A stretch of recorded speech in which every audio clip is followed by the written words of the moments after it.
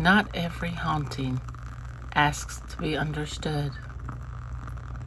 Some exist only to remind us that loss does not always heal, and grief does not always soften with time. The Woman in Black is not a story about fear that passes. It is a story about fear that endures. Published in the late 20th century, The Woman in Black feels deliberately out of time. Susan Hill rejects spectacle.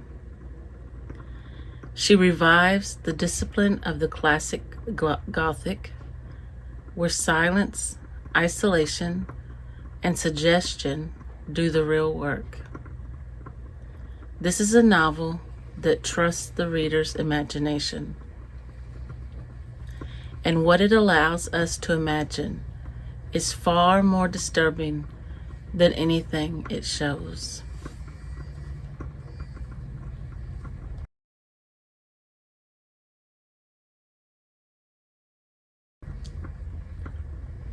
From the moment Arthur Kipps arrives in the isolated marshlands, the landscape itself becomes a warning. Roads vanish, tides cut off escape, sound disappears into fog and wind. In The Woman in Black, nature does not comfort, it encloses. Hill reminds us that some places are not neutral backdrops. They are participants in the story's moral weight.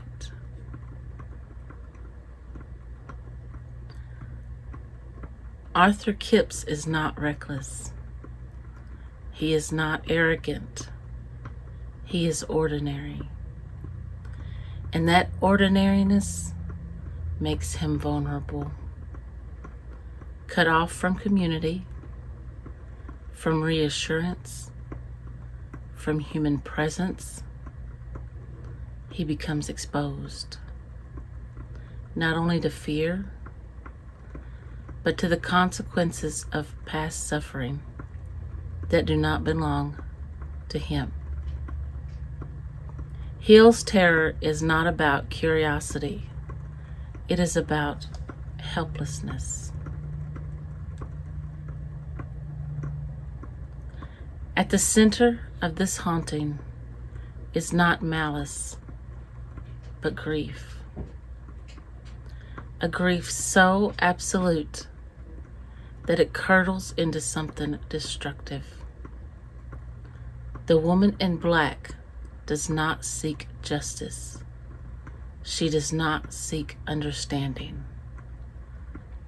Her presence brings only loss. Repeated, indiscriminate, and devastating.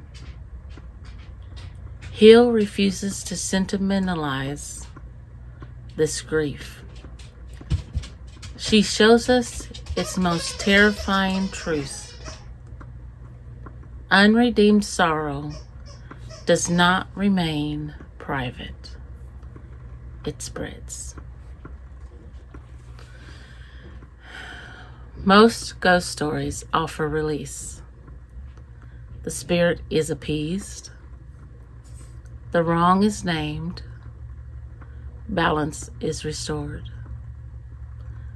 The Woman in Black does not do this.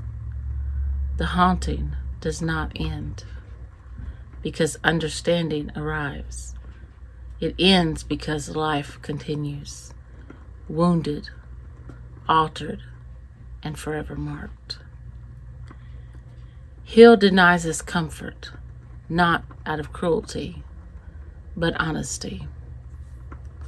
Some losses leave scars that cannot be explained away. There is a moral severity to The Woman in Black. Evil here is not flamboyant, it is quiet. It operates without motive, we can soften. Without redemption, we can claim. His story asks us to sit with the reality that suffering, when denied mercy, becomes generational. Silence does not heal this grief, nor does knowledge. Only restraint remains, and remembrance.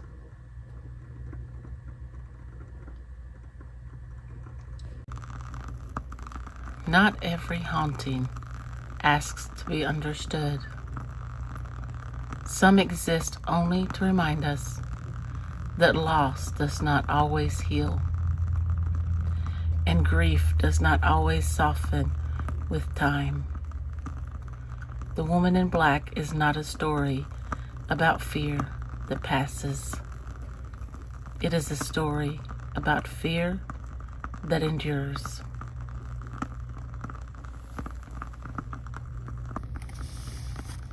Each story leaves a trace, a shadow that lingers long after the page is turned.